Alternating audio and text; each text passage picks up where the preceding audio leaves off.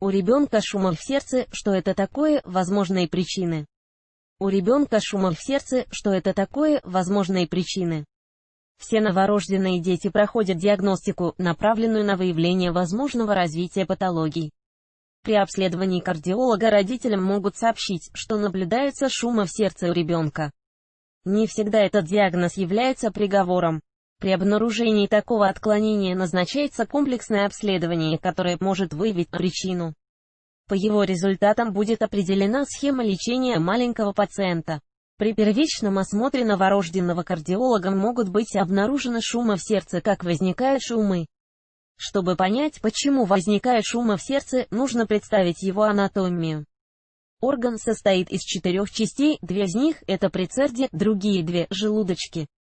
Они разделены друг с другом клапанами, которые открываются и закрываются регулярно.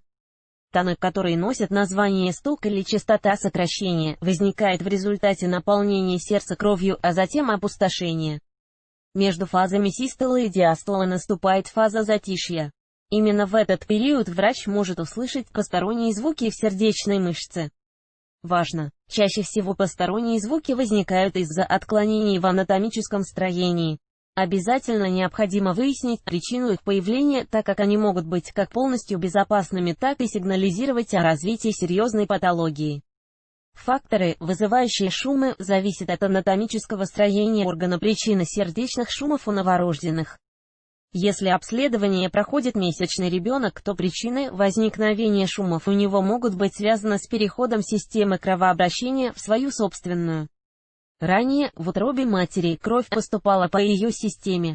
Основными причинами шумов в сердце можно назвать сужение крупных сосудов, которые отходят от сердца, уменьшение клапана сердечной мышцы, нарушение в смыкании створа клапанов. В такой ситуации кровь будет возвращаться обратно, в сердечных перегородках имеются отверстия, наблюдается просвет между аортой и легочной артерией, поверхность камер органа неровная.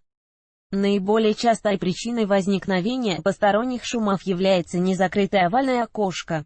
Эта патология не требует немедленного лечения, ребенок находится под наблюдением. Меры будут предприниматься только в том случае, если в возрасте 4 месяцев оно не закроется. Посторонние звуки врач может обнаружить в результате прослушивания. Доктор Комаровский о шумах в сердце у ребенка. Врач-педиатр Евгений Комаровский говорит, если у ребенка шумы в сердце, что это не всегда является патологией. Это только симптом, который может значить небольшое нарушение анатомического строения органа из-за возраста новорожденного. Чаще всего врачи сталкиваются с физиологическими шумами. Это самые безобидные проявления, которые не несут опасности для здоровья и не требуют специального лечения. Такие ситуации пропадают в период окончательного полового созревания. На ЭКГ функциональные шумы не проявляются, их можно увидеть только на УЗИ. Есть другая разновидность шумов, которые требуют тщательного контроля.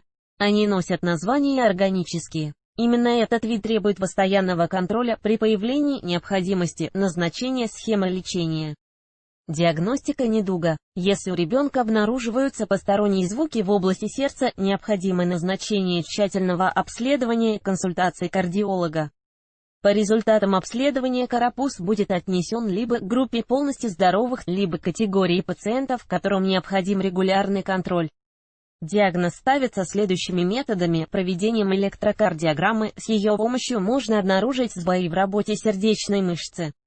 Эхокардиоскопией, в процессе обследования используется ультразвук, по результатам доктор сможет оценить состояние крупных сосудов, клапанов и полостей.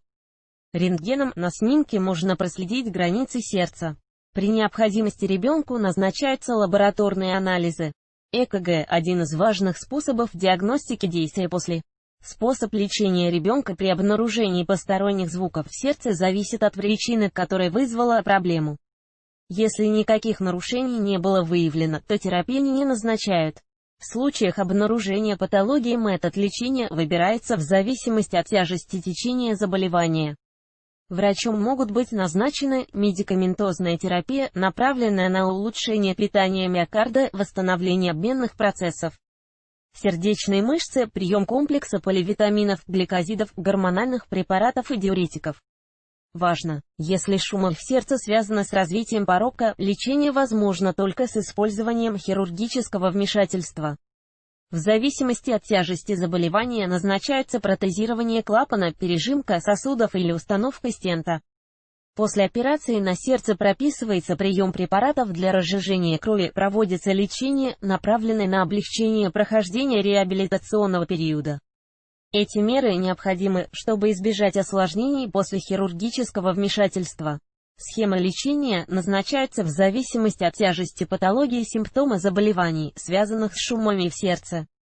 Доброкачественные шумы, которые носят название функциональных, никак не проявляются и не оказывают негативного влияния на работу остальных органов. Симптомы будут проявляться только в том случае, если шумы органические. Они свидетельствуют о развитии отклонений и будут сопровождаться дополнительными симптомами, затрудненным и очень частым дыханием. Посинением кончиков пальцев и губ. Если речь идет о новорожденном, то синеватый оттенок может быть по всему телу, нерегулярным. Сердцебиением, болевыми ощущениями в области грудной клетки, отечностью, обмороками, головокружением, головными болями. У ребенка симптомы могут усиливаться после физических нагрузок, при этом наступает быстрая утомляемость. При обнаружении таких признаков необходимо срочно пройти обследование у кардиолога. Прогнозы и последствия. Шумы органического типа, возникающие в сердце у ребенка, могут стать причиной летального исхода, если не будет назначено своевременное лечение. При наличии серьезных патологических отклонений в организме сердечная мышца не всегда в состоянии справиться с нагрузкой. Намного проще обстоит ситуация с функциональными шумами. Они никак не отражаются на общем состоянии здоровья. Ребенок будет находиться на учете у кардиолога, посещать его раз в год для контроля ситуации, чтобы не допустить осложнений. Чаще всего с возрастом шумы пропадают.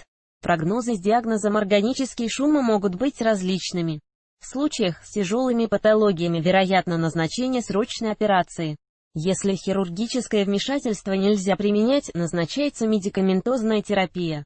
Дети, у которых шумы в сердце появляются в результате врожденных пороков, часто страдают проблемами с нервной системой, инфекционными заболеваниями, нарушением кровообращения. Если хирургическое вмешательство не будет назначено своевременно, может наступить инвалидность. Шумы в сердце у ребенка – пугающие проявления. Его нельзя оставлять без внимания, чтобы не допустить развития осложнений. Своевременное лечение, контроль состояния ребенка у кардиолога могут спасти ему жизнь. Видео